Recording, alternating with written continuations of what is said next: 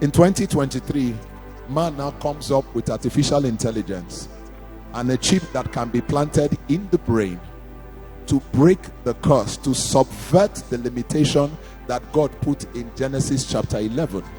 In the year 2023, at the 11th hour, it is not a coincidence. It is not by chance. And I want to raise the alarm. He said, tell my people they do not understand what it means to be in captivity. Put a show for them and let them know they do not know what it means to be in captivity. In the book of Esther, we see Apostle Nehemiah, Apostle Mordecai at the gate, and Queen Esther.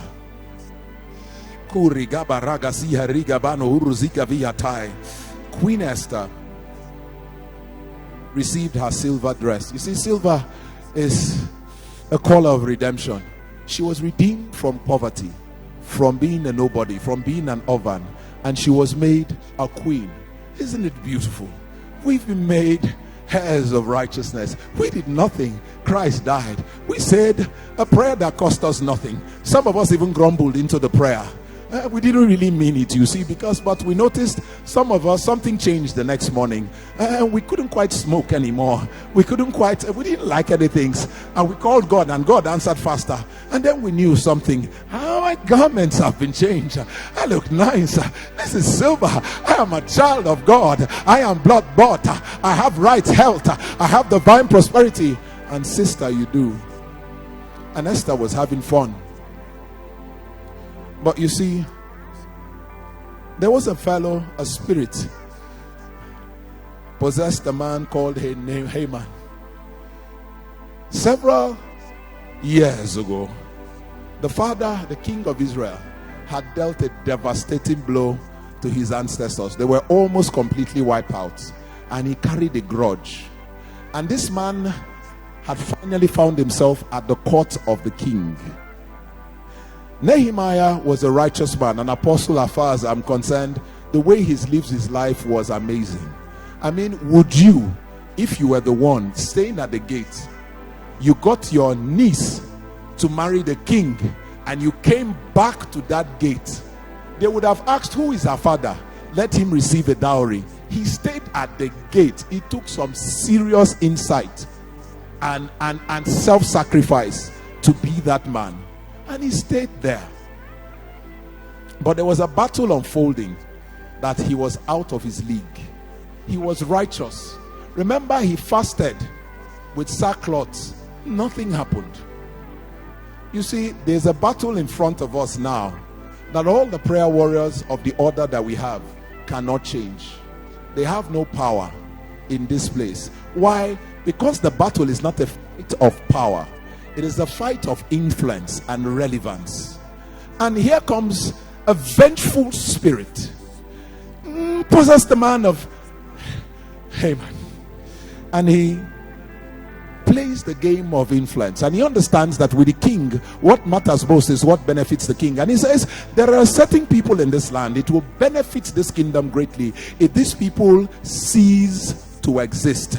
And I am so convinced on this, I am giving you this much into your treasury as a commitment to show that I am committed to this, and this is a good thing. Kingdoms are run with a lot of money, and when you put money on the table with your mouth, and the king says this much will come out of it, and the king endorsed him, and so he rose in rank and influence. And by the wickedness of the spirit, even Mordecai's good deeds, the blessing of it was transferred to him. But God was also playing a longer game they could not see. And when Haman's plan were finally hatched, what was at stake was the annihilation of Israel. What is at stake for us, my brothers, is the annihilation of the church. You see, the same vengeful spirits that God dislodged in Genesis 11 have been quietly waiting, looking for a time. They are angry, they are vicious, they are hateful.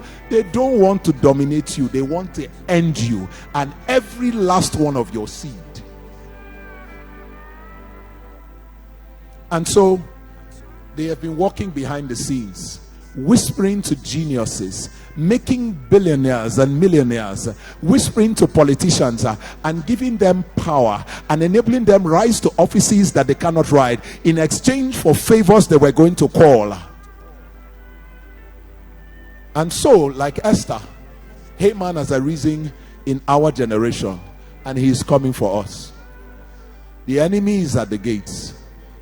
There was one king's gate then, but now suddenly you realize you talk and preach anyhow on Facebook, the gate shuts you out. You preach anyhow on YouTube, the gate shuts you out. You're watching something, praying in tongues, listening to a JT Bakare message, and suddenly they throw up an advert of something vile. The gate is at work. You see, we were busy, rightfully, making converts. But these are old spirits. They've seen civilizations rise and fall.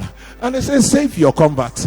But you see, the gates is the ability. It is where men who go in and come out to exist on this level of reality. So, hungry saints do much good. Sick saints can't do much good. After a while, read the famines in Israel. People ate their children if it continues long enough.